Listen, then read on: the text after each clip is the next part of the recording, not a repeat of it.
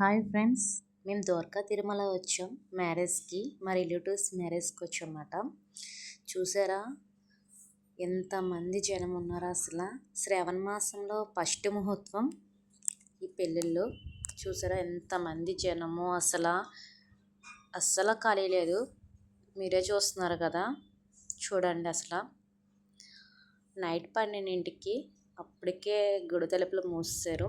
చివర గుడి లోనికి వెళ్ళాలన్నమాట.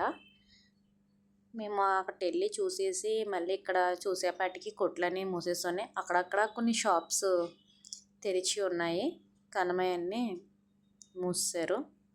అలా సోడా తాగుదామని వెళ్ళామన్నమాట. చూడండి ఇంకా జనం వెళ్ళేవాళ్ళు వచ్చేవాళ్ళు చాలామంది ఉన్నారు. చూస్తున్నాం ఏం బాగుంటాయి బొమ్మలు, కీ చైన్స్, సోడాలు అన్నీ చూస్తున్నమాట. ఏం కొనాలి ఏం తాగాలని మళ్ళీ తాగేసి మళ్ళీ లోనికి వచ్చేస్తున్నాం.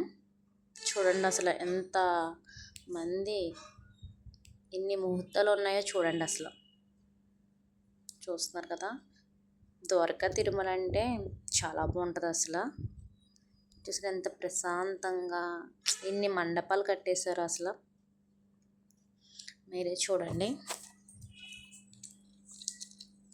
జనాలు చూసారా కలర్ఫుల్ డ్రెస్సెస్తో అటు ఇటు ఫొటోస్ ఎవరి పనాలు చేస్తూ ఉంటున్నారు.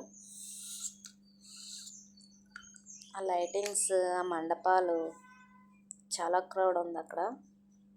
మేము అలా నడుచుకుంటూ మన పెళ్ళి చూడం, ఎవరి పెళ్ళికి వచ్చామో పక్కన వాళ్ళ పెళ్ళి చూస్తాం మేము.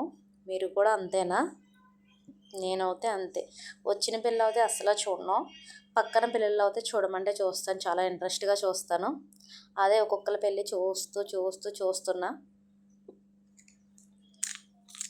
ఎవరు బాగున్నారు, ఎవరి జంట బాగుంది, ఎలాగున్నారు అలా చూస్తూ అటు ఇటు తిరుగుతున్నాను అన్నమాట నేను. ఇదేమో గోశాల. నెక్స్ట్ ఇంక రిటర్న్ వెళ్ళిపోతున్నాము. 1:30 అయిపోయింది ఆ టయానికి.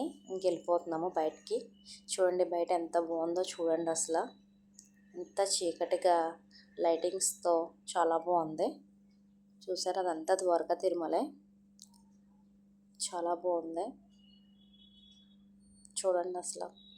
ఎంత ప్రశాంతంగా ఉందో నేచర్ కూడా. చూసారా ఇక్కడ ప్రసాదాలు మొక్కులు కట్ట అన్నీ ఇస్తూ ఉంటారు ఇక్కడ పైన. మేము మెల్లగా వెళ్తున్నాం. ఇంకా ఫైనలీ అన్నీ చూసుకుంటూ ఇంకా రీచ్ అయిపోతున్నాం.